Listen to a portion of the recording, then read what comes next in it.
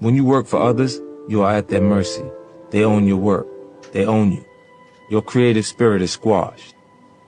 What keeps you in such positions is a fear of having to sink or swim on your own. Instead, you should have a greater fear of what will happen to you if you remain dependent on others for power. Your goal in every maneuver in life must be ownership. Work in the corner for yourself. When it's yours to lose. You're more motivated, more creative, more alive. The ultimate power in life is to be completely self-reliant, completely yourself. The most expensive thing we spend is time.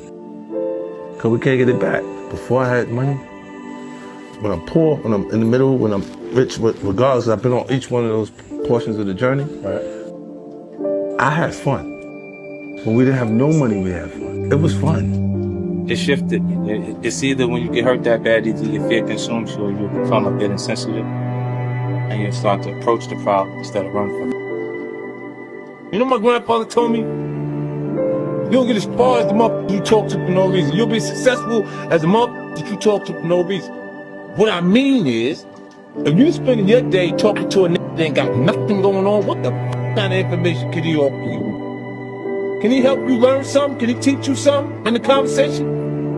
When losing's not an option, then you gotta do everything possible to win. And I don't understand how they become complacent and feel like, oh, it's okay. You know, you get people that deal with things by not actually dealing with them.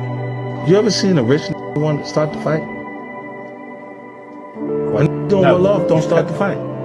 He there, he's having a good time. He's partying, they got bottles. Right? The nigga start the fight is not doing his work. Only just three niggas, here's the picture.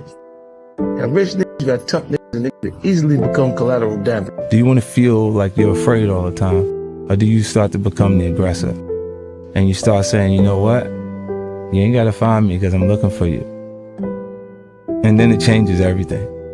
Because at that point, I'm the person looking for you. Now, you don't give me all the controls because I got the buttons. I could just push them. Everyone is not actually going to be prepared to take the time to actually utilize the information that's given to them. If you pay attention and you actually keep whatever information is coming in front of you, that you choose what's valuable.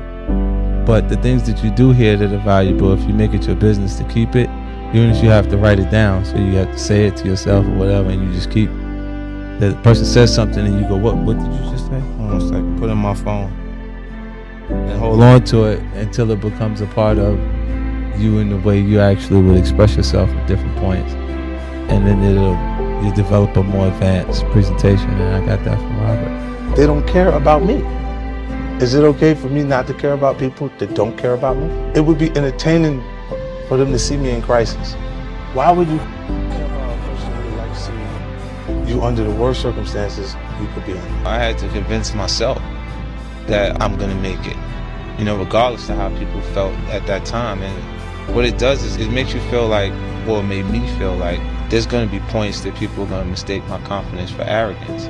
They don't understand the process I went through and how much I had to believe in myself in order to make these things happen. I never ran from anything because I didn't have nobody to go to. I've always had that, where I'm going. Home to get me? Ain't nobody there. You know what I'm saying? Like, so I've always been in a situation where I'm forced to deal with it myself, so. The most expensive thing we spend is time. Because we can't get it back. Before I had money, when I'm poor, when I'm in the middle, when I'm rich, regardless, I've been on each one of those portions of the journey. I had fun. At each place? When we didn't have no money, we had fun. It was fun. Almost 90% of the time, I'm communicating with people who've achieved a higher level of education than me, right? They're college graduates. So if the information that you needed in the business classes were, if everything you needed was in the book, then the teacher would be too successful to teach the class. Find something to fall in love with, something to be passionate about, right? And then because you enjoy it so much, you'll be able to do it so much that you become so good that everybody's gonna love and appreciate you. I think depression is a luxury. Because where I'm from, you can't afford to be depressed. You gotta pay the bill, right? So you gotta go to work. You gotta get up, you gotta go do what you gotta do. They got people right now that's at work don't feel like being there. But they got responsibilities, so they feel uncomfortable while they're working, while they're doing what they gotta do. I grew older.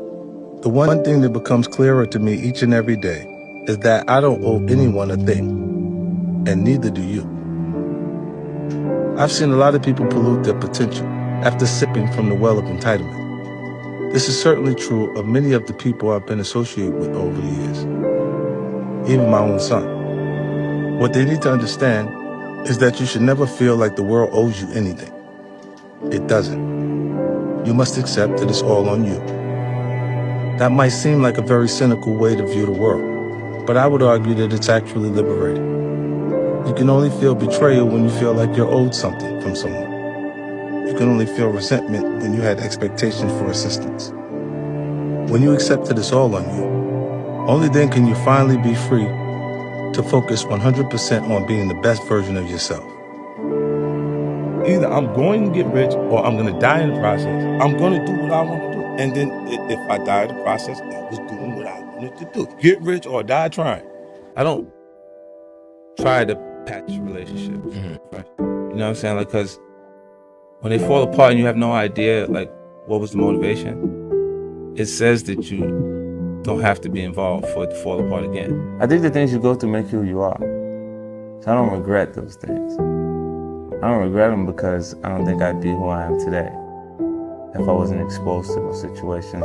If you ask me, would I, those are unfortunate situations that I've had to experience. And if I had a choice, I would have definitely went in a different direction. I might have wanted to go to school for business instead of having to go through this portion of my life. No matter what group of people, whether it's your actual blood relatives or people that you've developed relationships over time that created value.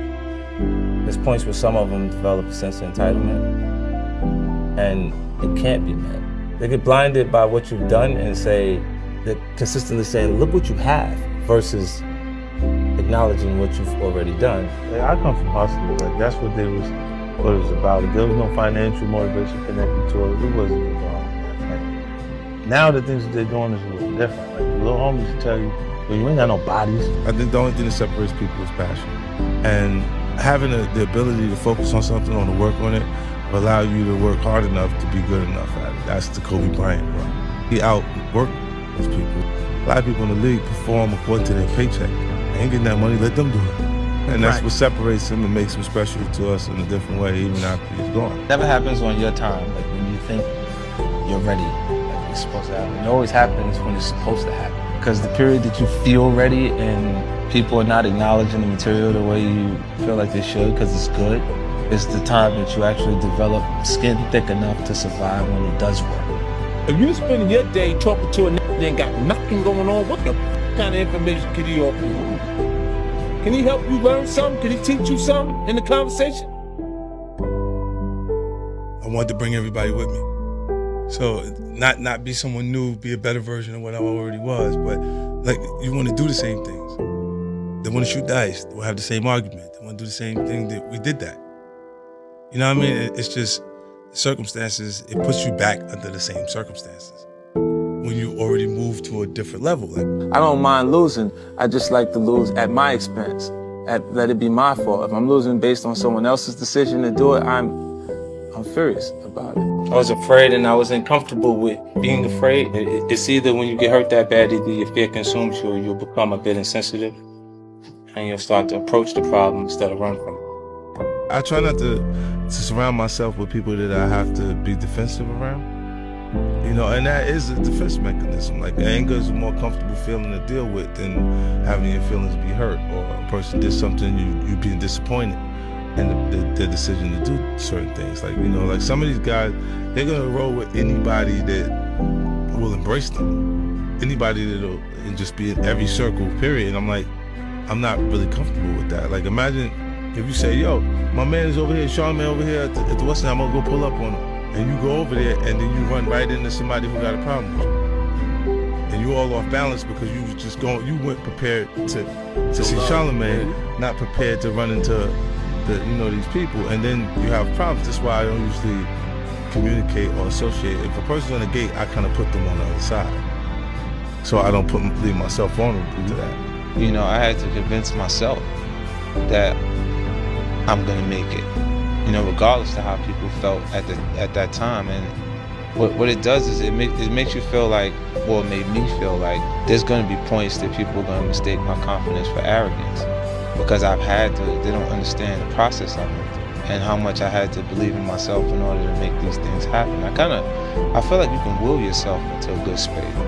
Things that are meant to happen will. And if you believe in yourself enough, you can help yourself learn. You can inspire yourself in different ways where you can actually discipline yourself, to the point that you can become good enough.